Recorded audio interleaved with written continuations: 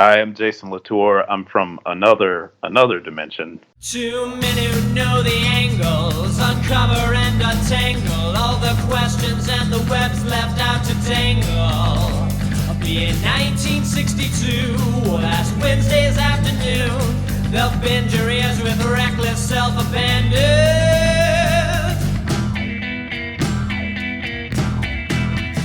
The amazing Spider-Talk. The amazing Spider-Talk. Come swing through the air, sit back and prepare for the amazing Spider-Talk.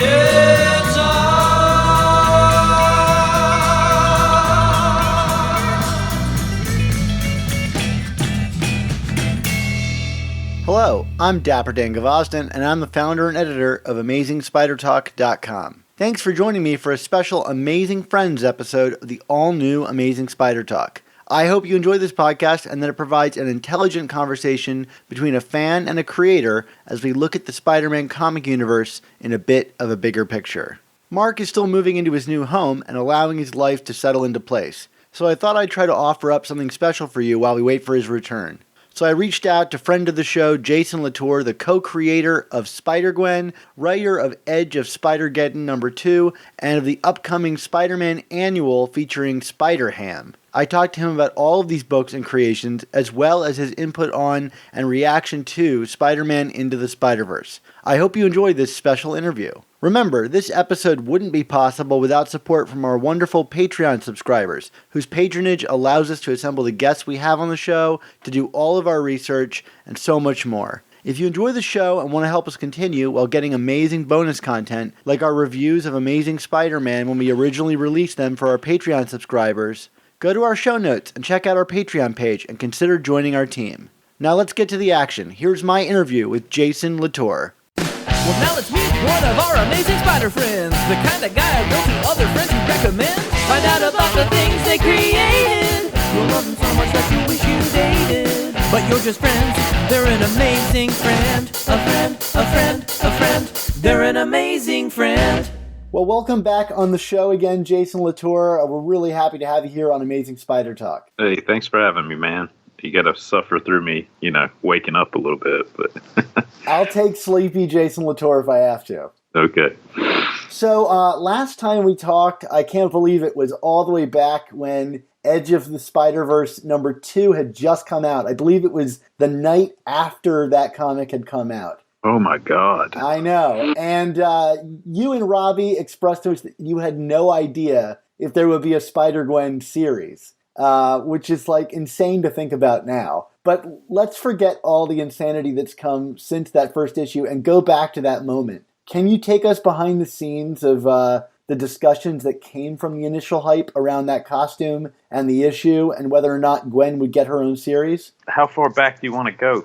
Well, I guess I'm just curious about the kind of conversations that happened around the release of that issue that ultimately wound up with her own series happening. I mean, it's funny that what was considered sort of a splash, I guess, at the time, had very much to do with the fact that it wasn't so much that the first issue sold so well. I think it was that the subsequent reprintings did so well. I think the first issue is only like 40,000 copies or something. And I laugh every convention I do because I'm like, how many more of these are left? It's like every convention somebody has a fresh one, like a pristine virgin copy of that issue. And I'm always like, how many more of these are even left in the world at this point? They haven't been sullied by my bad handwriting. I've got one of them. Well, that's good. I don't know that I have one. Put it on your tally, Right. Yeah, it was all pretty fast, like there was a conversation. The conversations were like, maybe prepare yourself to do a second story that quickly went to like, well, you got to find a way to bring her to the Marvel Universe, which, I pushed back against, but was also still sort of willing to do if that was what it was going to take.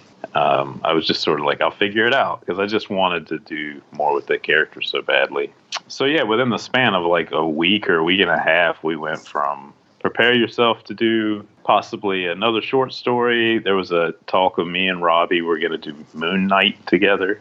Oh, wow. Yeah, and that quickly got scrapped. And, before, I had time to even really think, we were, it was like, all right, start writing the first issue. And I was very fortunate in that, I don't know, through the process of it was so organic, and I've had a lot of time to unpack how we got to where we were. And some of it is obviously like ascribing motivation and mythology to, or self-mythology to just decisions you made in the moment, instinctual stuff. But I got very lucky in that, like, I just always sort of build stories world first. And with that one, there was not a lot of time to go like, well, what is going to be happening in this issue or in this comic in 6 issues. So it was very lucky that we had a pretty firm grasp on who we wanted the character to be and what the world felt like. And from there, it was a little easier to get our legs up under us and running, because we really had no time to plan. I'm very envious of a lot of my friends that have worked for Marvel and DC, because it feels like they always have, years to plan. And I've just never had that luxury. So I'm not complaining. I will take like somebody firing a starter pistol and saying like, go with this wild success over having, years to plan something that nobody, seems to get lost in the shuffle any day. So, this is a very privileged complaint on my part. Well, it's really interesting that you say that, because the book seemed, pretty focused throughout, in that, like, the first few issues, we really met the whole cast that would kind of take us through the end. Yeah. We've been on record as saying it's very personal to all of us. And I think that, that is for me, that's heightened, by 1,000. There's a lot of me and Gwen. There's a lot of my respect for, like, my parents in there, especially my mom. I don't know, I just sort of waited a long time to sort of like to have the opportunity to have a comic that comments on how I feel about all this stuff. Superheroes in particular, and Spider-Man mythos. So it all was just sort of a perfect storm in that way. I was always kind of amazed that you, Robbie, and Rico essentially got to do your own indie comic under Marvel's umbrella. Talks about bringing Gwen into the Marvel Universe aside. Can you talk about what kind of direction editorial gave you guys early on? Like, how long was the leash that they gave you? I mean, money talks, right? It was just such a runaway thing, and I think I'm reticent to like get into the dishing dirt about it, but I've been pretty honest about the fact that, like, up to that point, my Marvel career was not going the way I wanted it to go. There was some things behind the scenes that I was not happy about.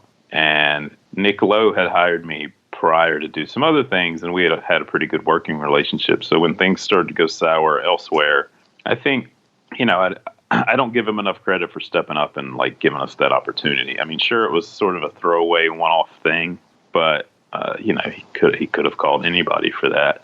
And unpacking it, looking back on it, it's like the fact that 3 men did this comic is a little weird. Mm-hmm. But, I always say, like, I was afraid that they were going to do something with Gwen Stacy and that it was going to turn out bad. And that's not to disparage, like, editorial or Dan Slott in particular, because, Dan has been really forthright and, like too hard on himself in terms of saying that, the best thing he did was to stay out of our way. Because I didn't know at the time that he had plans for Gwen. I had no idea. I just knew that there was a list that had, 6 or 7 names on it, and Gwen was the flashing red light that to me was like, oh, that could go really sideways.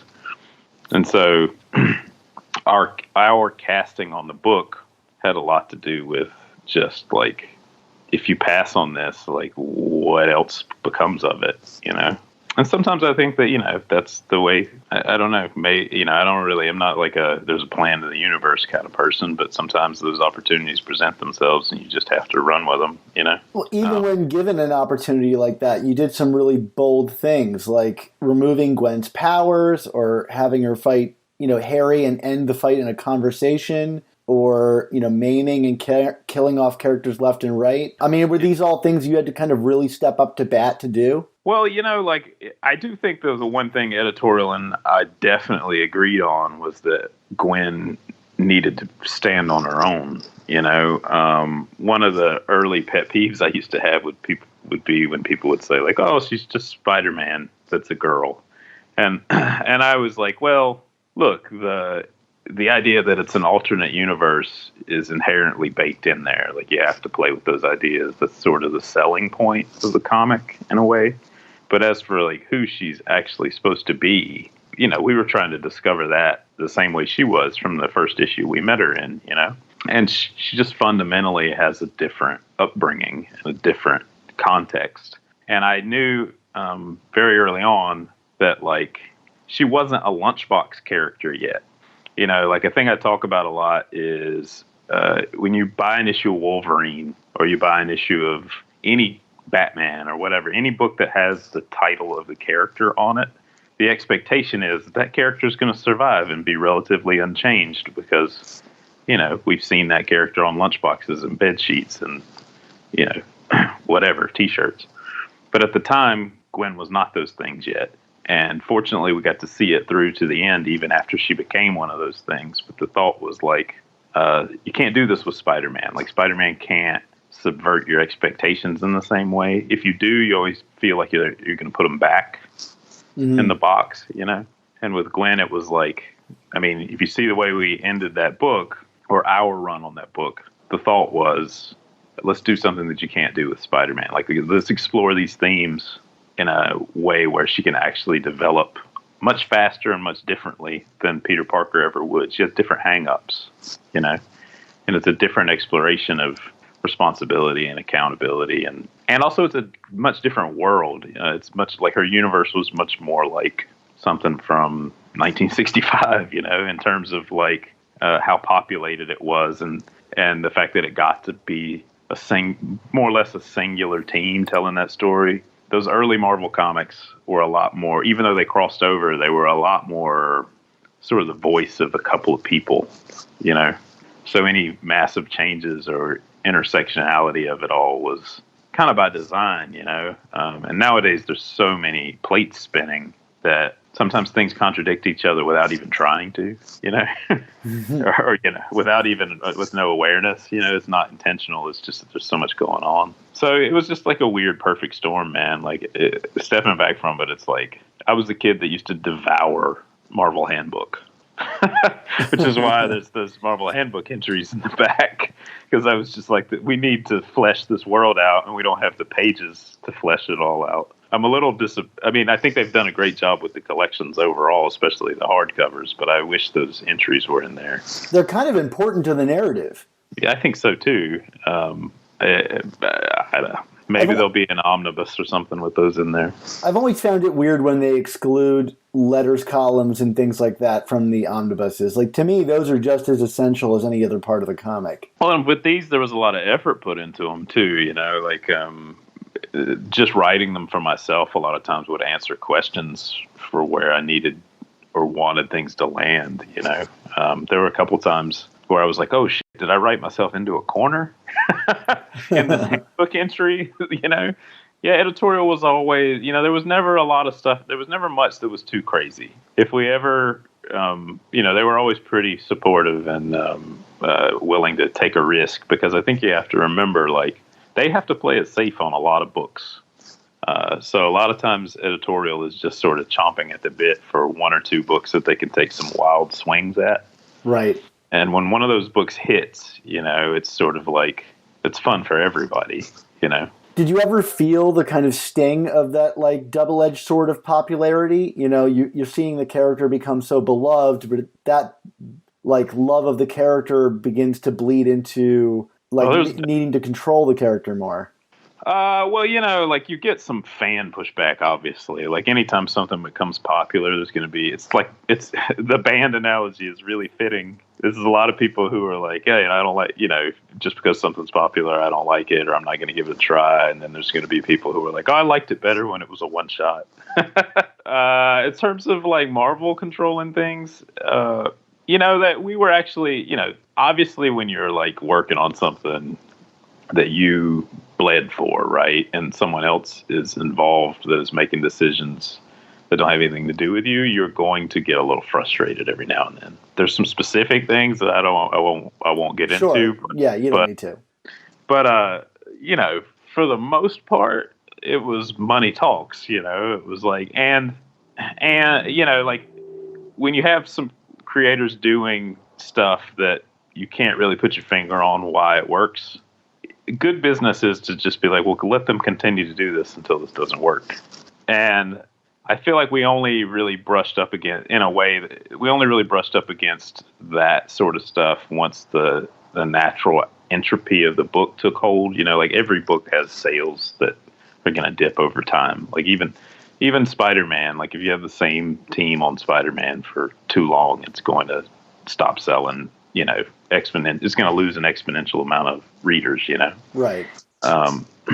Which is unfortunate, but that's just sort of how it seems to work, at least in the way the game is set up right now. Yeah. I don't think it has to work that way, but that's a whole nother discussion. But, there was a point where she became really popular, and at kind of the height of her popularity, which is when we did that Spider-Women crossover, for example. And that was I felt like a good usage of her popularity because it was about sort of like trying to have all three of those books reflect on one another and like let their audiences cross over. And with those three books in particular, I felt like they all benefited from that. I was a big fan of Dennis Hopeless's Spider-Woman, so I was thrilled to see these books cross over with each other. That's the best crossover I've ever worked on, and I think both Robbie and Dennis and the teams that worked on those books did amazing comics. In that room when we put that crossover together was one of my favorite things that I've done work for hire wise. I'm in the same place as you. I rarely read crossovers I enjoy, but I think that elevated all three books. Yeah, and I'm thrilled that that's, the third Spider-Verse movie at this point. Like that's what the plan is right now. Yeah, you're always going to have, editorial ups and downs or the macro concerns because, she was in the process of becoming a lunchbox. I think if you talk to Sean and McGuire right now, she would probably have a different experience about, the expectations of who and what Gwen is supposed to be now. Because, she's been different iterations of the character. And I've always been open to that to a certain extent. I just wanted us to get through our story, because I knew we weren't going to stay forever.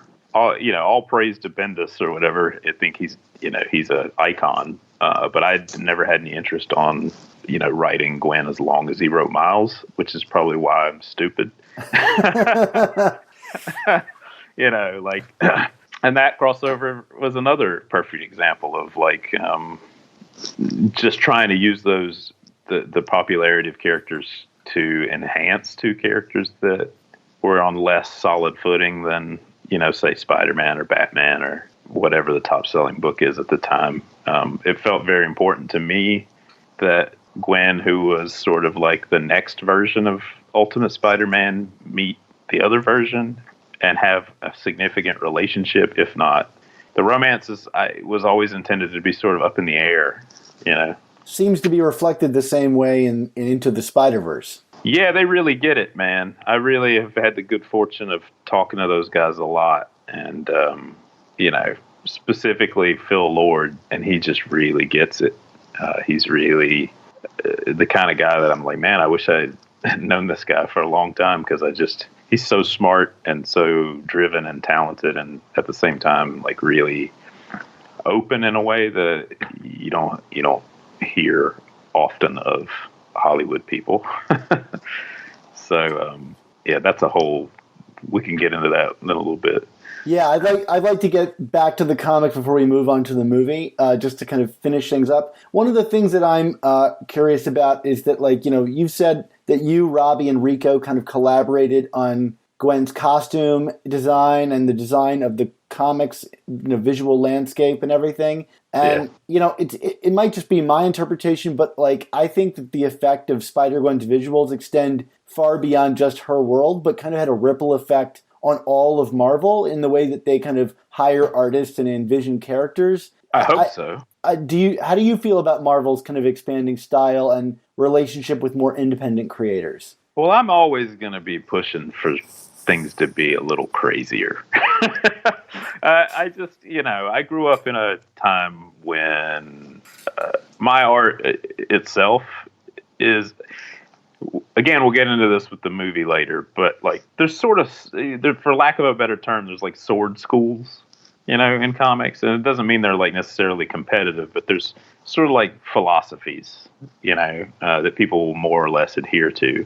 And my philosophy is one that's shared by, a lot of people who happen to be sort of from my region and from my era. And I really believe in like expressive, abstractions of realism, like cartooning that's like informed by reality.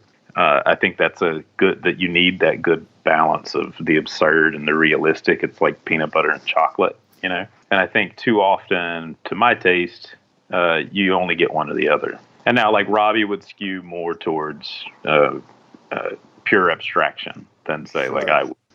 And I just feel like homogeneity, I don't even know how to say the homogeneous kills everything, It's like the anti-life. Like, if everything's all cartoony, then the line is going to be boring. And if everything's all super pseudo-realistic, the line is going to be boring. And that was a time when, Robbie and Rico in particular, like, the way Rico colors he couldn't have gotten a job 5 years before that. He always colored that well in that way, but it took success for people to say like, oh, maybe things can work and be attractive to people in an abstract way. I used to do this trick where I would go to the comic shop and like stand against the back wall and sort of like take my eyes out of focus and see what I was drawn to. And it was always the thing that was counter to everything else. Yeah, I feel like Marvel, for a long time, they had that house style, and then you got the guys from Image who kind of came in and blew everything up. And then we've kind of moved back towards a house style, and it's hard to pinpoint who the artist behind it is. I would point at like someone like Stuart Immonen or something like that, and that's not to like diminish Stuart Immonen, whose art is incredible, but I think he became the new kind of copycat for everybody else. Not that they were copying, but they were kind of basing their model on that kind of like crisp, clean, realistic style. And I'm so glad. I mean, as much as I love his stuff, I'm glad to see kind of more expressive things under Marvel's banner now, that someone like Ryan Stegman, who's really in that McFarlane vein, can really find a home. Well, I think the key is basically that the art needs to fit the tone of the comic. Sure. Vice versa. Spider-Gwen's a completely different comic with a different art team. And I think you even see that within the run we did, like if I'm working, the issues Bengal did are completely different than the ones that, Robbie did, or the ones Chris Visions did, or the anthology issue that was the annual, tone more than anything is reflective in art, and it changes the way you take a story in. Somebody posted, something of from Morrison's X-Men run that was Cyclops and Emma Frost kissing at the grave of Jean Grey the other day. And I kept thinking, a different artist draws that, and that kiss feels completely different. Yeah. It feels like, lurid in the way that it's displayed in the actual comic. But if it was a different artist, maybe it feels sweet, or gentle or kind or whatever. And I think that's a thing that gets lost in the production cycle of making comics a lot of times. And I mean, it's people do their best, to I think. But again, like when you're caught up in it, you're working on these books all the time. Sometimes that's a frustrating process to suffer through, Sure.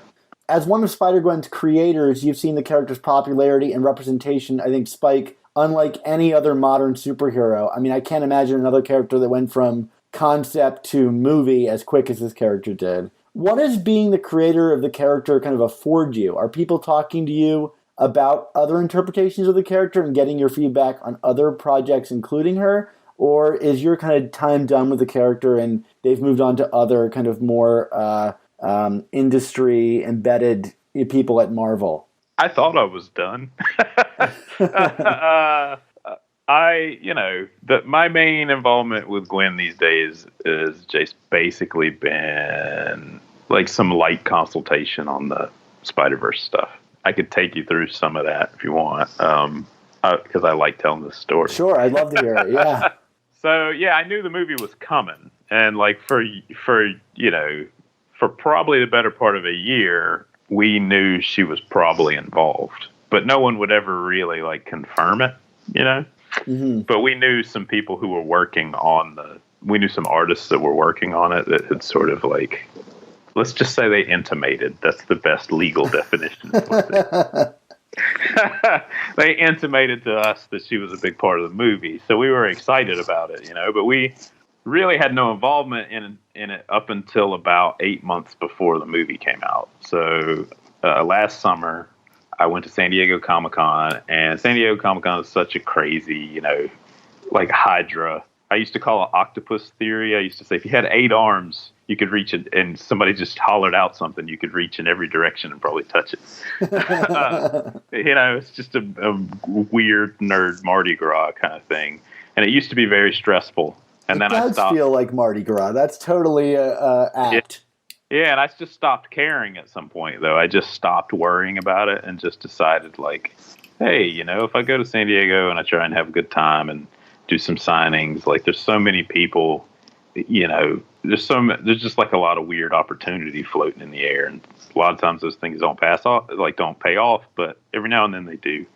So just by being there, sometimes weird things happen, So I'm there, and I go out to dinner with a friend of mine that plays in the NFL, and we have my buddy Ryan Khalil that played for the Carolina Panthers. And so we have dinner, and after dinner we go our separate ways. And not 30 minutes later, he calls me and he says, "I'm at the Lord and Miller party. They want to meet you." And I was like, "You're at a lawyer party?" San Diego, and I'd had a couple drinks and I wasn't thinking it through. And he was like, the guys that are doing the Spider-Verse movie, they're really big fans, and they've been trying to get in touch with you, and they, want to meet you while you're here. And I was like, well, sure, let's do it. So the next day we went to lunch, and we just really hit it off, and they were really excited to show me, the footage of what they had finished for Gwen. But they also made it clear to me that they had some parts in the story that they felt were a little squishy. Like some of Gwen's motivations and some of her reactions to things. And also Spider-Ham. They had all this really great, like, uncut John Mulaney stuff. Oh, man. But they didn't really have him figured out yet. So you must have been in heaven. Oh, yeah. Like, that was the part where we really bonded. I just was like, these guys are like in love with Spider-Ham. And I just knew we were on the same page because like they were being ambitious enough to include that in their movie, like the idea of like really embracing the absurdity of all these different iterations as well as how serious it can be. Like I said, that it's like that peanut butter and chocolate, where they bounce off one another. And just knowing that they were going to include that in their movie and that was important to them, that felt to me like, oh, we're on the same page, What universe did you wind up in?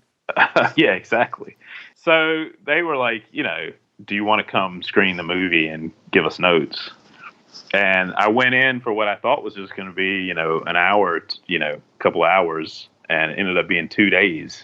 Wow. And, we just sat around and talked about things that were actionable in the movie, because the movie was about 40% animated. And I gave them, my insights on Gwen's character and how I think that they could help, balance Ham out a little bit. And then, just a couple little general notes about the movie. And I'd say, I probably gave them 8 notes and they used about 5 or 6 of them. It was kind of stunning. And we went in the art department and they, were just super excited to like pick, my brain and know some inside thought on how the book was approached art wise, and we ended up sort of like we got to contribute a comic that unfortunately flips by a little too fast. That I did the cover for, and Robbie and Rico did the interiors for. So they really invited us into the process in a way they didn't have to. Mm-hmm. But I think, I'll be bold enough to say I think it made those parts of the movie a little better. And I'm really flattered and humbled, and there's 800 people, 800 amazing artists that worked on this movie. So I feel like I humble brag a lot about this thing. I'm really, really proud of it, and I consider myself to be a part of it.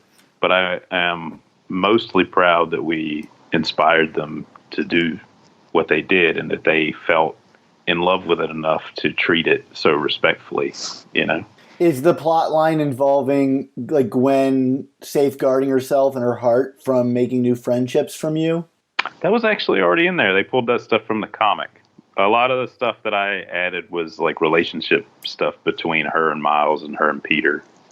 Her and Peter in particular.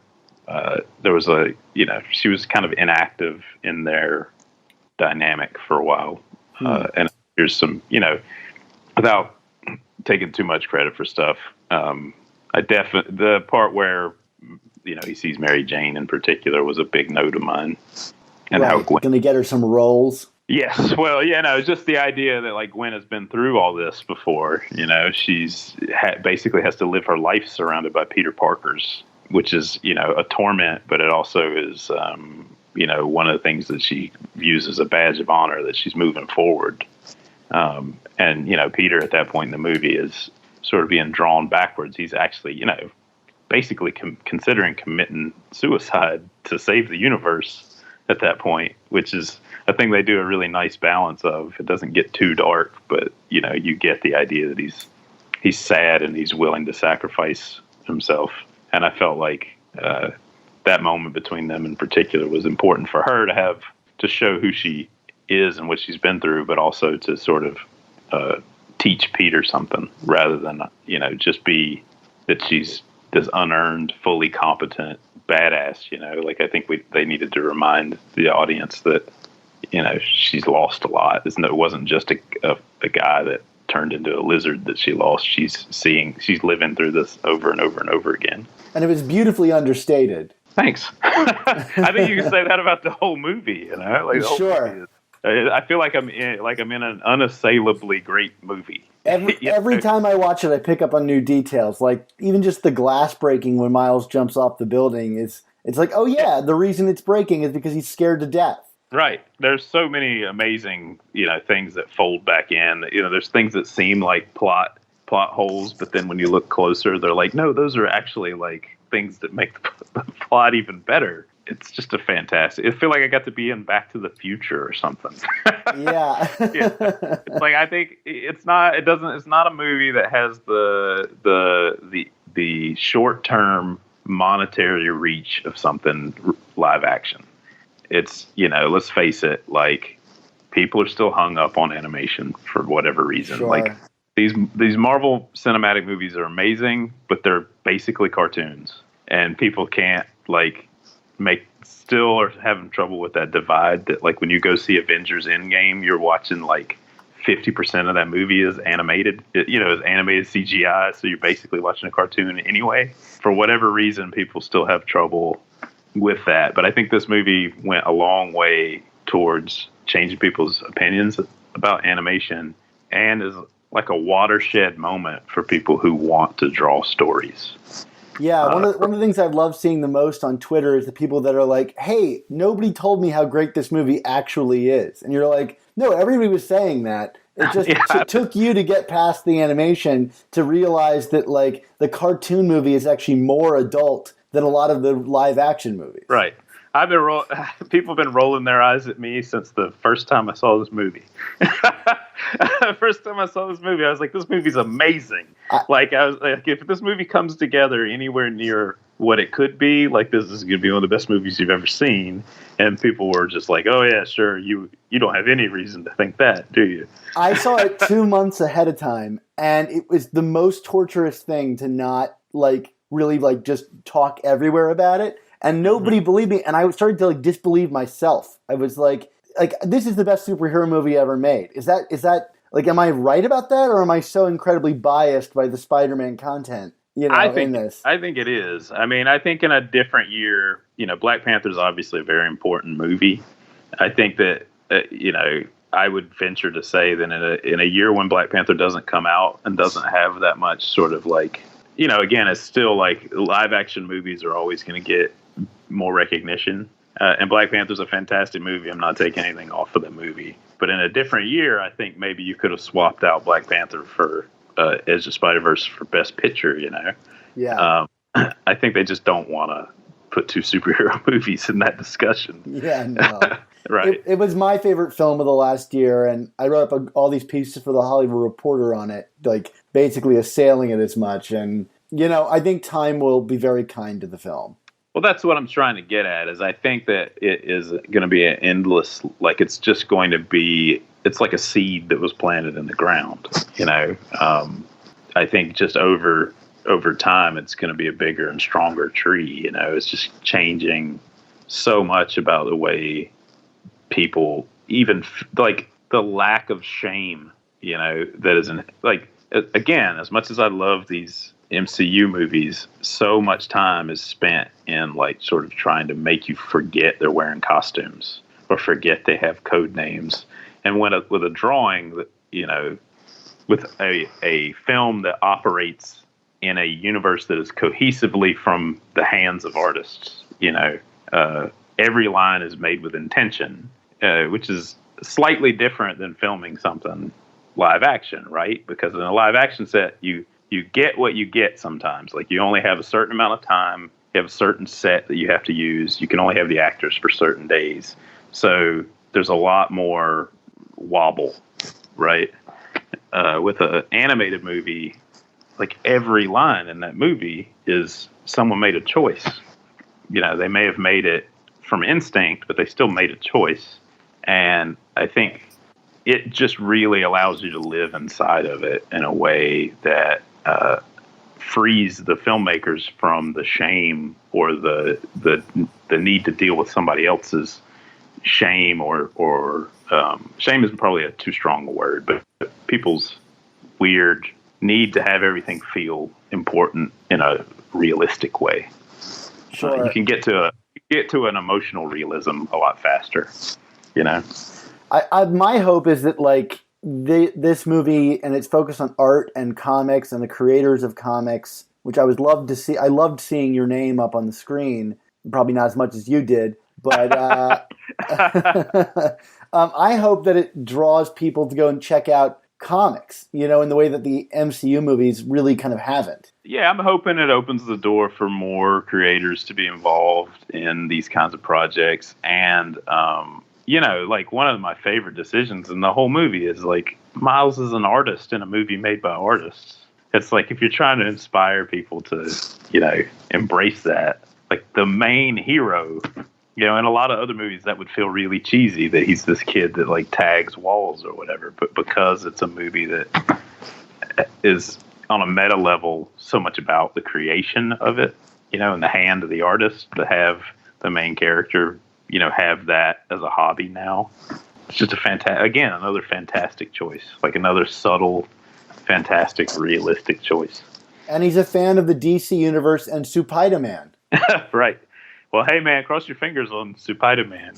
I think that I got a good, good. I don't know for certain that's happening, but I would put money on it. I would put money on it too. So back to Gwen and this film. You came in there and you saw they were already working on the character. Do you have any understanding on how early she was brought into the process? I mean, she's such a new character, and the turnaround time on those movies is not quick. So, like, did they see your guys' design and just go like, she's in the film, we got to figure this out? Do you have any sense of when that came together? No, well, Phil told me that her books were pretty instrumental in like nailing down tonally, like conceptually what they wanted to do with the movie. I mean, I don't know if he was just being kind or whatever, but he said on record that he went to an art installation where an artist had reinterpreted classic paintings. And then he told me that he read Spider-Gwen and was like, oh, this is the same thing. Like you're reinterpreting and remixing like something so that you give it a new life and a new meaning. And I don't want to overstate how important our book was, because obviously this is a Miles Morales movie. Sure. Right. But I can't help but see my sword school, so to speak, artistically in a lot of frames of that movie. Maybe that's wishful thinking on my part, but the way I understand and I'm no expert on it, but the way I understand the way the process of the movie went was that the first couple years were just a lot of R&D, because they basically broke the way that you make animated movies, CGI animation, and then rebuilt it, So the movie took, supposedly about 4 years to make, but the first 2 years were them trying to figure out how to actually make it look the way it looks. So I think a lot of the story stuff came a little later. And by that timeline, that would have put us about 2 years into the comic. So in that regard, we talked about the sitting in a tree Spider-Man, Spider-Gwen crossover story. So much of that story is similar to what occurs in the film. Was there any synergy between the comic and the movie in that regard? No, that was my crazy idea. I just woke up one day and I was just really, no offense to anybody that has done a Peter Gwen cosplay together. I think it's cute and sweet sometimes, but I was just a little annoyed by seeing 40-year-old Peters and 19-year-old Gwens, Yeah. It was just a little weird to me. And I just wanted the distance. I thought it was important that she get to know Miles. I felt like they had a lot in common, both in terms of how they were created, but also who they are within their worlds.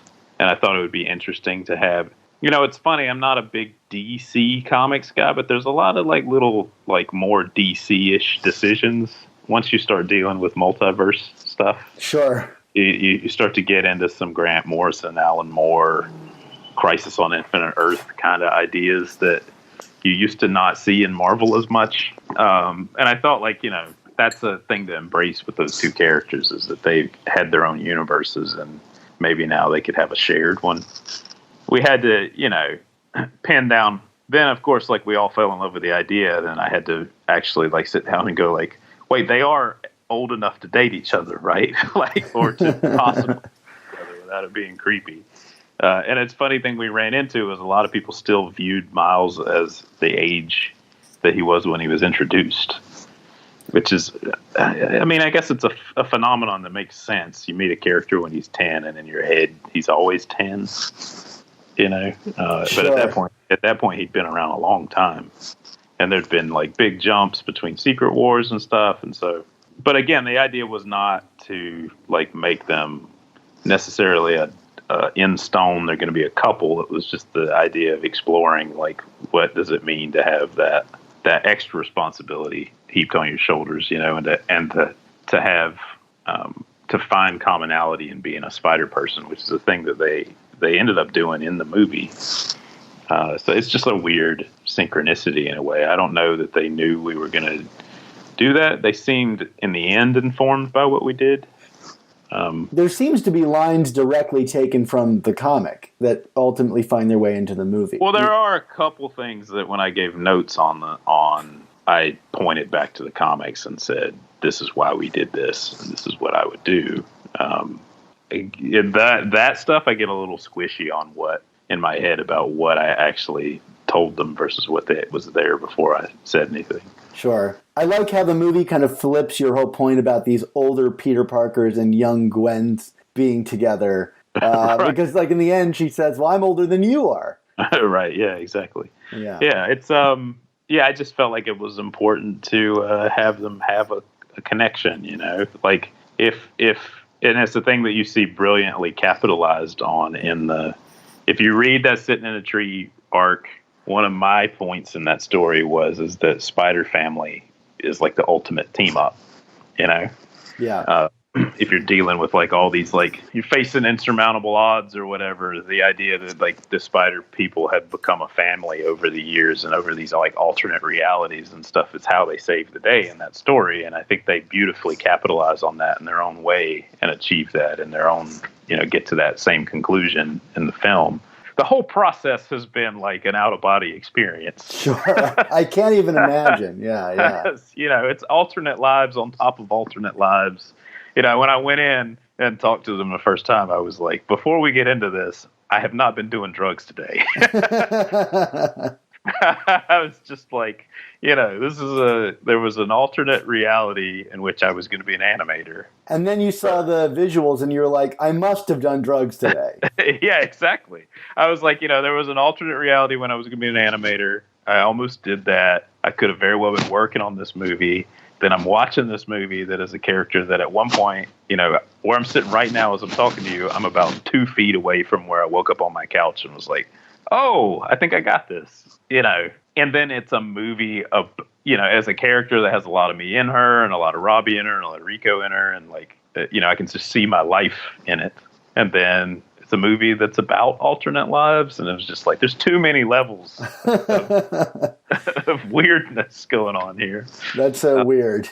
Yeah, exactly. And then the ultimate like weird layer was when we went and saw it at the premiere. And people, had seemed to like really be digging the movie. And it's a theater full of Hollywood industry people, Sure. And people seemed to be really digging the movie. But when she swung out for the first time, people stood up and cheered. And we were just like, what? Are these the 20,000 people that are reading our book? Right, exactly. But it was like, producers and directors and actors and stuff. And they all stood up and cheered. And I looked over at Rico like, what is happening? She does have maybe the coolest debut of any character in cinema history. Yeah, a friend of mine said when they released the trailer, she got the Wolverine pops his claws at the end moment. Yeah. And I was like, yeah, that is actually what the best way to describe that. Sure. So speaking of character debuts, you had a chance to create another version of Spider-Man or Spider-Men in Edge of Spider-Geddon with Spider-Ben and Petey, which is a pretty stupendous comic that seemed totally independent of Spider-Geddon, save for a mention here and there. Can you speak to the kind of the creation of this universe and characters and kind of how this came to be? Yeah, that one sat with me a long time. There was almost no Spider-Gwen because of that comic. Like in another reality, in another reality. Sure. There was no Spider-Gwen, and instead I did a middlingly successful, sales-wise, old man Spider-Man comic. I'm really, really proud of that comic. I actually, wish that if I were in charge of putting all these books together, that would be the last chapter of Spider-Gwen. Like, I would love to do more with those characters, but I don't know that, it seems like the people that read it really liked it. And Tanchi and I loved, and Brahm all liked working on it together. The art is incredible, and the storytelling is really bold for, I guess, like Marvel's publishing. Like, you break up time in really interesting ways. It's like you're getting a summary of like 50 years of these characters in a way. Like, when I would explain the plot of that comic to, I think I explained it to Robbie Thompson in particular, and he was like, "So this is a mini series, right?" And I was like, "No, this is 20 pages." I just felt like it was important to take those risks. I knew it was a different kind of comic, like than say Spider-Gwen. It is a more meditative kind of comic. Sure. Because it's about an old man, like looking back. Talking over beers too. Yeah, looking back on his life, trying to, find out, was there anything meaningful, to all this like strange shit that happened to him. And I just, in a weird way, by the time we got to it, I guess I didn't recognize this at the time I was writing it, but I guess it was sort of meta commentary on what it felt like to make, something like Gwen, to have all this like weird, stuff just start being thrown at you and have to figure out what it all means to you, and you've got this, like I don't have any kids, but I always liked the idea of like, what's Peter like if he doesn't really learn the lesson? Like he kind of half learns it. I've always been fascinated with people who sort of get out of jail.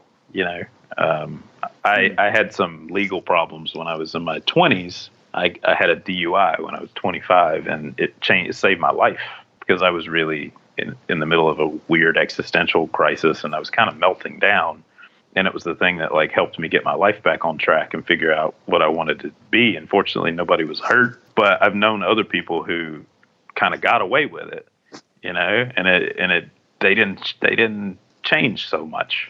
And I always thought, like, well, what happens to Peter if he doesn't learn?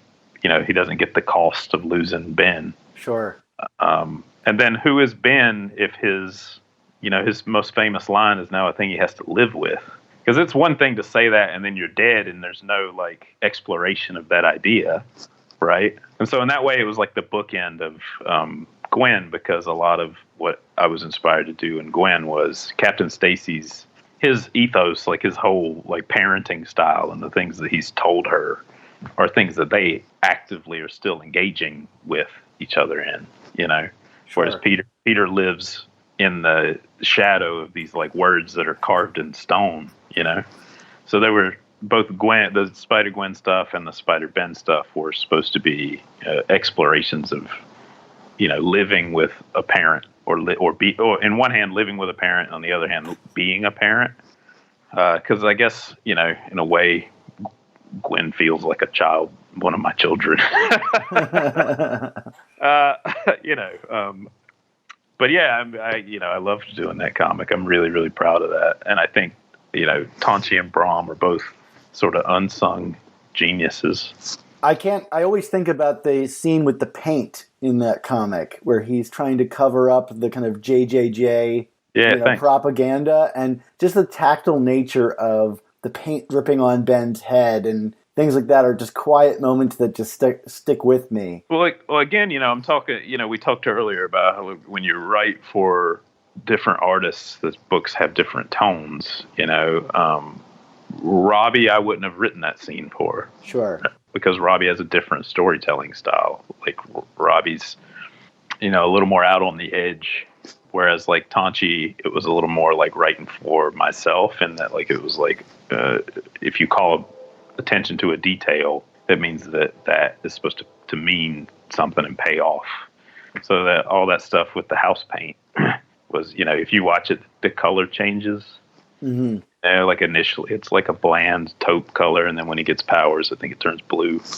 Like all that stuff was. And you can see his blue handprints up the side of the building. Right. So all that stuff was intentional. And then you have to have an artist who's interested in that stuff, you know, to pull that off. It's, you know, it's not always the fault of the artist when they're not interested in something. Sure.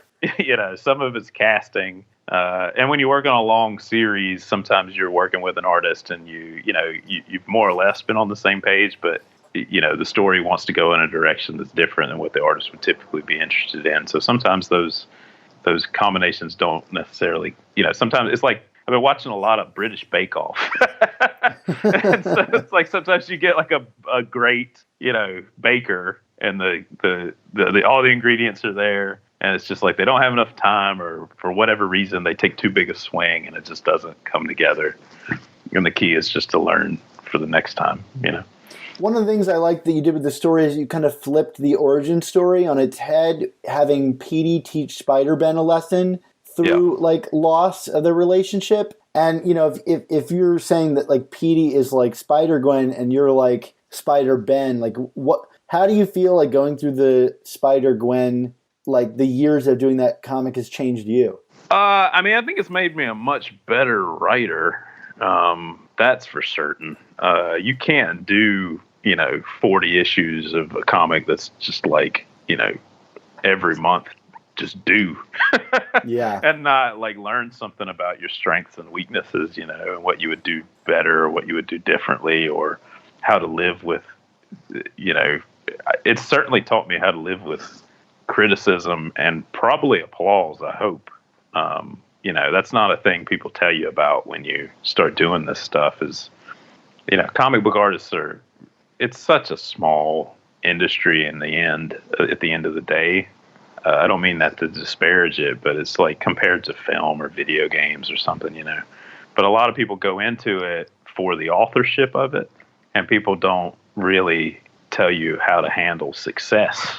And I hope that I've handled it fairly well, but it definitely put me to the test. It's taught me a lot about like what the power of like investing in something earnestly means. I mean, it's a thing that was always theoretical to me. Like it was like, to me, it was like, I can't make comics without trying to make them personal on some level, but to have that actually be validated is, I don't know. It gives me the confidence to move forward in an industry that's not always certain, and to know that like, even if I never do another Marvel comic, like I left a bigger mark than, I could have ever hoped for, because at this point she's been around 5 years, which means she's probably gonna be around another 5 because she's in these movies now. So you get a character that lasts 10 years or whatever. And now it's not just hey, remember when Peter Parker was a clone? It's and I like Ben Reilly or whatever, but there's all these like weird little blips on the radar of like, do you remember this thing? And then you mine it and bring it back. Once something's been around 5 or 10 years, like it's an established part of the mythos now. Sure. And so it's taught me a lot about that. It's been really validating and challenging in its own ways, but I'm just lucky. At the end of the day, like the time, if it comes out in a different month or a different year or, a different event or whatever, maybe it doesn't, maybe, we tweak one different thing on the costume. Maybe it doesn't work. Give her ballet shoes. Right. Well, I like the ballet shoes. I always say, like, I just think that things have to have different iterations over time. I mean, as well as anybody, you're a giant Spider-Man fan, that like part of the fun of Spider-Man is watching it change, and there's different eras, and there's like different eyes and different webs and different, costumes, and like, and that's reflected in that film. But the little minor debates and like little minor ways people make things personal, like my Spider-Man has Ditko eyes, or my Spider-Man has McFarlane webs, or whatever. Like that's a test of something that stays. And so the idea that we're now there's basically 3 versions of Gwen's costume. It's like I look forward to the day when there's 10 slightly different iterations. Edge of the Spider-Gwen or whatever it is. Yeah.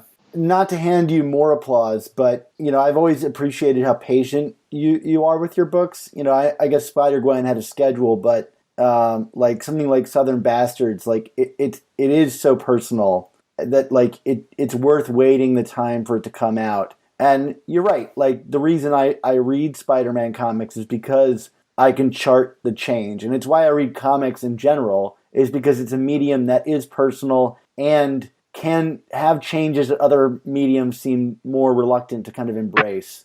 Yeah, it's that lunchbox thing, right? Like once the thing becomes a lunchbox, there's the need to sort of like boil it down into something that's safe, and with comics, it's even like reflected in when you go to a con and people draw con sketches. I always say like the funniest thing is a lot of times, one of the big reasons I think Marvel and DC should never crack down on artists drawing con sketches and selling prints and stuff is because that is the stuff that keeps, that's like the laboratory, Yeah.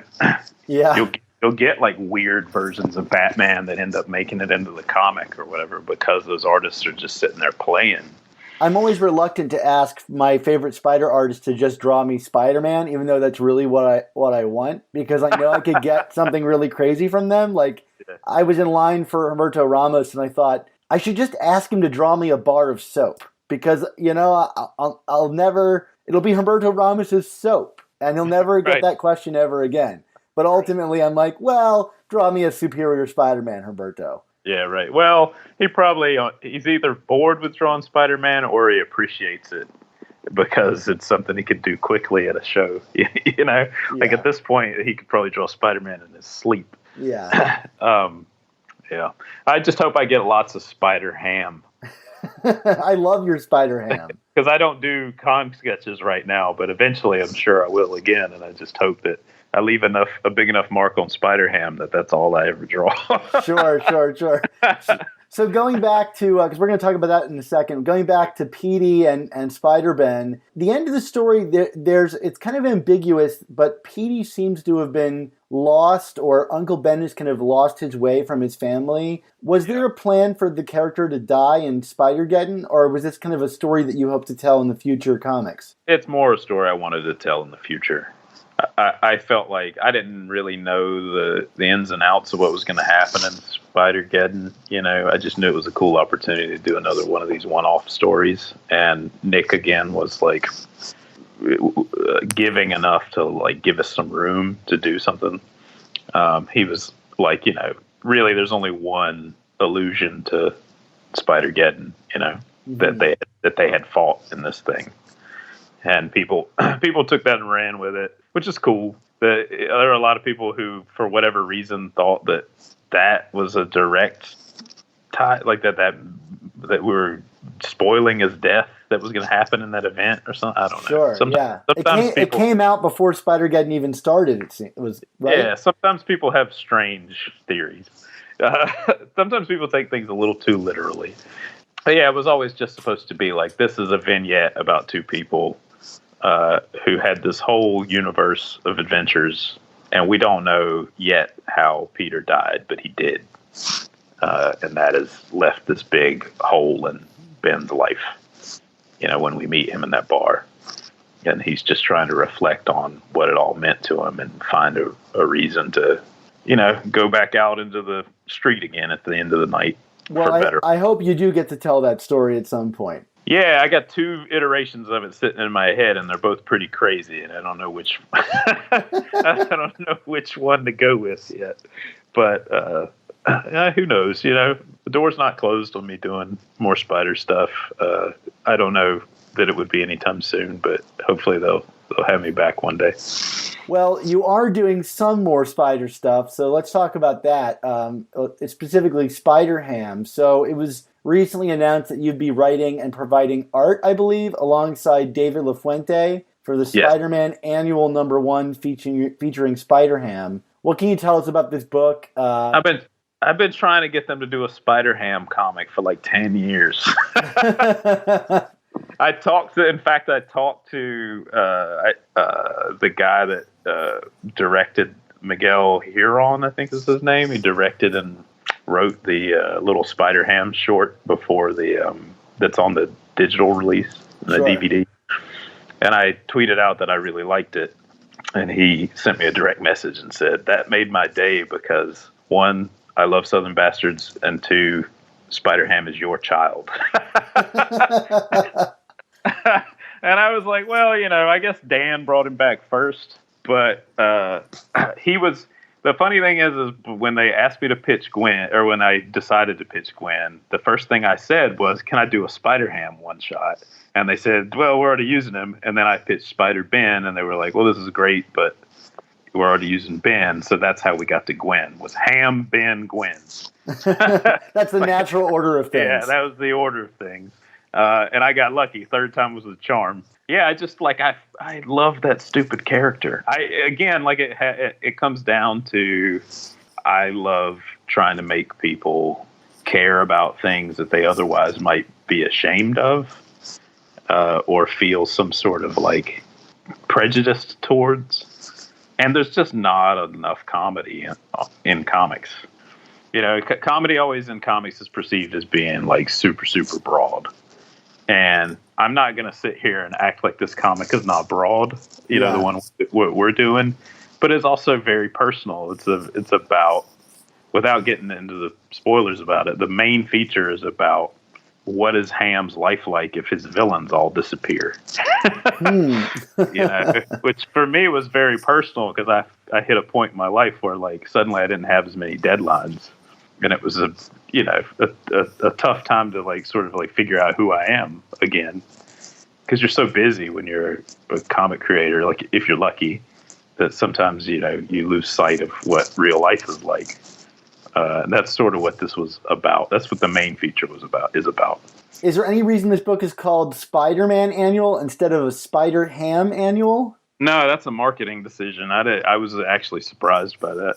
I mean, hopefully it sells a lot and I get to do a lot more Spider-Ham, because initially I wanted to do this as a mini series and I kind of had to reconfigure it to do a one shot. And I'm really happy with the one shot. I think it's as close to like writing a little animated movie as I've been to at this point. But I would have loved, and it's set up so that I could do a lot more with it.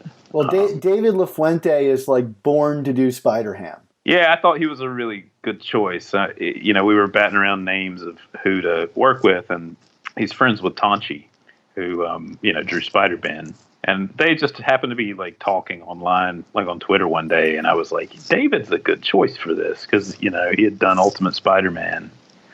And I remember when he stepped on the Ultimate Spider-Man, like just being like, wow, this is really bold. This looks like manga or something, Yeah. Or is definitely influenced by it. And I just felt like he's a good middle ground, like in a way where sometimes a middle ground, you take ice and fire and all you get is lukewarm water, but he's not that at all. Like he manages to like balance the two things. And I felt like that would help in terms of helping us, sell it to mainstream comics fans in terms of like giving it a shot. But like in my head, and you'll see because I'm drawing the backup, but my Spider-Ham is going to look a lot different. But I like the idea that he's got these different influences. And I think like if I were a little kid, I would probably look at the way he draws Spider-Ham and be way more excited than I would of, the way I draw it, or the way maybe even he is in the movie. Would that be your ideal situation where you got to write and draw a Spider-Ham book? I don't have enough time. I don't have enough time in the day to do that. I mean, I think funny animals is certainly a big part of my DNA and a big thing that, that's quite a thing to say. Yeah, it's pretty crazy. But they're in everything I do, like even Southern Bastards, we have like a whole cast of like, there's a Kung Fu Chicken and all kinds of stuff. And then the backup, I don't want to put this in stone yet, but I'll just like be real coy and say that the backup is me and someone that you will really be excited about. I'm drawing it and I'm co-writing it with somebody. And the person, if this comes together, we talked last night, and if this comes together the way it should be, fans of Spider-Verse will be very happy. Well, that's really exciting tease. Yeah. But I'm more excited about one other thing, and it's the basis of your and my internet relationship. And that is, will Razorback be making an appearance in this title? I'm trying, man. I really wanted him to be in the main feature, but there was no space. So I'm hoping there's some space in this backup to at least like have a walkthrough. I'm putting all my chips on you. I'm putting them all on you. At some point, they got to eat barbecue together. They do. My favorite thing is how much of all the things in Spider-Verse, one of the thing I'm the stupidest, proudest of is Ham eating that hot dog. My final question on my list here of questions for you is to get a definitive answer to you about this. Is Spider-Ham a cannibal or not? No, and I have two reasons for that. Sure, lay them out. One is he's a spider that got bit by a pig. Of course. So if he eats pork products, not exactly the same thing. And then two, he's a cartoon character. That's what the very first time I made the joke, that was the joke. That he's not a cannibal unless he were eating Porky Pig, because he's a cartoon character. Now, whatever cartoon hot dogs are made out of, that's up for debate. Well, it seems pretty obvious, at least in that one image, that the mascot for that hot dog place is a pig. Hey, but he's not. He's a spider. Yeah. Right? So in the movie, he's a spider too. You can see him get bit by his aunt. Right. Yeah. So if that's what you need to wrap your head around that absurd joke, you actually have a reason. There you go. To me, it was always, this is an absurd flourish, and here's a reason why. To me, I've been thinking about that a lot today. Just sometimes the worst things in comics are when people try to explain things. Sure. So feel free to ignore the answers to that question. Right, yeah, you go with God on that one. If it really creeps you out, good. If you love it, good.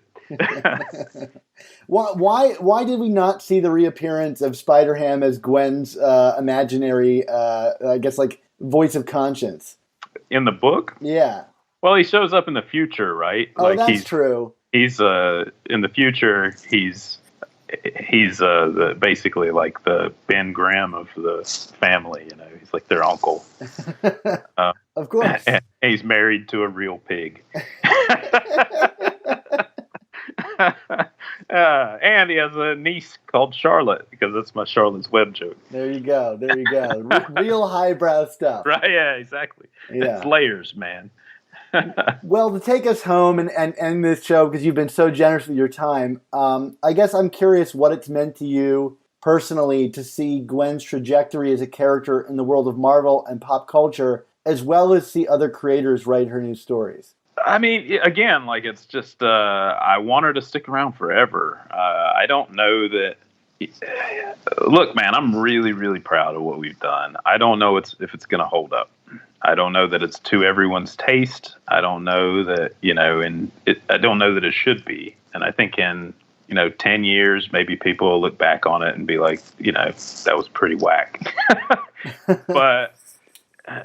But in the time and place that we did it, I'm very proud of what we made and of the doors I hope that it helped open. I always say if it did nothing else, I know that I see a lot of guys reading it. And I think that's important, that, men and young boys read comics about, books with women that are the leads, that are, complicated and heroic and tragic and all the same, things that male characters get to go through all the time. It's emboldening to see, just how many little girls seemed excited by it. Like, that's an exciting and hopeful turn of events. We were in the right place at the right time, and that's not trying to take any, thing away from what we've done, but it means a lot to me to try and do things in comics that reach audiences that have not been reached. I think you can see that, I feel I'm at my best when I'm trying to do that stuff, even if it's a little sloppy. You look at stuff like Southern Bastards is the same way. I think comics are, sometimes a little needlessly narrow. I mean, I think we sometimes don't see the forest for the trees in terms of what audiences outside of the people that are already sort of drinking the Kool-Aid might want out of these stories. And so I want to always try and aim to take what I love about this medium and these stories that I've been reading my whole life and try and do something a little different with them and try and at least make an effort to reach an audience that may not have had any prior engagement with it. And Gwen in particular, I get a lot of people that come by the table at conventions that go this got me into comics. Cool. People of all walks of life, big grizzly men that love Southern Bastards, and it's just that's the most rewarding part, is when somebody comes by and goes hey, my girlfriend gave me this, or my boyfriend gave me this, or my dad has read comics his whole life and he passed this down. This was the first thing I saw and that happens way more than I even recognize. So that part. Well, probably... I thank you for it. I mean, if there's any reason I do this show, it's to evangelize comics and try to herald them as a co-equal medium as any of the other, television, movies, standard literature. And I know that your books have really moved that forward in a lot of ways. Thanks, man. Thank you. Well, on that note, we got to bring this to a close. Jason, what should people go out and buy of yours that's coming down the pike, and where can they find you online? Online is just my name, and I'm mostly on Instagram and Twitter. I'm trying to Marie Kondo my Twitter a little bit. I'm trying to talk less but be more. I think we could all take that approach. You're right. And in terms of comics coming out, I mean, Southern Bastards is sort of on hiatus. I'm working on the next couple issues right now. I don't know when that's going to hit. We're trying to avoid some delays, as many delays next time. And then for Marvel, the only thing that's immediately coming down the pipe is Spider-Man Annual that comes out in June, and that is the Spider-Ham stuff. And I think it's safe to say, go buy that book if you want a Spider-Ham book. Yes, I would encourage people to buy a lot of copies of that book because I would write Spider-Ham until they pry him from my cold, dead hands. No, I would really like to do a solid sort of Spider-Ham run. I think that there's a lot of people that would like that. Maybe even if it's not for me, I think some success with that character would again be one of those things that reaches an audience that comics don't typically aim for, alongside something like Squirrel Girl, I would imagine. Yeah, exactly. Yeah. So, are you doing a variant cover for that book? For Ham? Yeah, I am. Well, very exciting. See, now you can buy 2 copies of it. Right, yeah, exactly. There we go. Well, thanks again, Jason, for coming on the show. Yeah, man. Thanks for having me. My name is Peter Porker. Spider-Ham, Spider-Ham, friendly neighborhood Spider-Ham. Spins a web, that's the gig. Kinda weird 'cause he's a pig. Look out, here comes the Spider-Ham. Blam out! Life is a plate of bacon. When trouble's in the making, you'll find the Spider-Ham. Spider-Man Into the Spider-Verse. What a pig. I'm right here. Thanks again to Jason Latour for sitting down with me to talk about all of his fabulous work on a variety of Spider-Man titles over the years, and thank you as well for joining us for this episode. We've got a ton of great content coming down the pike for you all. Mark will be returning in the next week or so, meaning we can get to episode 4 of our season 3 content. But in the meantime, our Patreon subscribers should check out our Patreon page and their podcast feed this week, where we've already got special reviews of the entire Nick Spencer run up through issue 18. Why wait to get caught up in a few months? Remember, for just $3.99 a month, the price of a new comic, you'll get access to our exclusive new issue reviews, B-book reviews, extended interviews, mailbags, and more. And for $10 or more a month, you'll get access to some awesome commissioned artwork, this time from Barry Kitson from the Brand New Day era of Spider-Man. Also, check out the Untold Talks of Spider-Man, our sister podcast that's covering all the hidden corners of Spider-Man's complicated web of stories. In fact, I'll be appearing on that show as a guest shortly from now to talk about Amazing Spider-Man's Grim Hunt story, where Kraven was brought back from the dead the first and only time. Plus, we've also got the amazing Spider Slack community for you to join. It's the only non-toxic place on the internet to talk about Spider-Man. Just check out this episode's description for a link to join our Spider-Man talking community. Of course, you can follow me on Twitter at @SupSpiderTalk, where I try to keep everything kosher and everything about Spider-Man. It's a lot of fun. And as we're always sure to remember, the words of our dying lizard friend Peter, with great podcasts must also come the all-new Amazing Spider Talk. Don't miss the next installment.